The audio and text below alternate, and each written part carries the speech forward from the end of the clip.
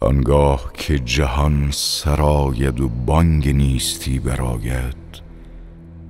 رشته کارها گسسته گردد و بنای روزگار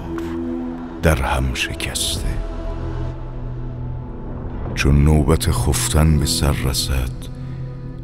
و رستاخیز در رسد، بندگان را از شکاف گورها و دل مورها و لانه پرندگان و کنام درندگان بیرون آرند و خدا به دیده قدرت بر همه بینا و آنان بانگ خداوند را شنوا. لباس فروتنی بر بدن،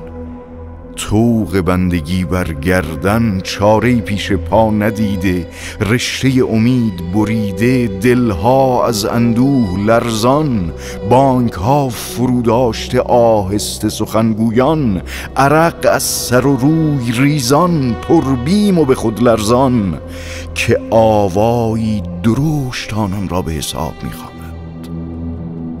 تا جزای هر یک را به دور رساند و تلخی کیفر یا شیرینی پاداش را به وی چشاند.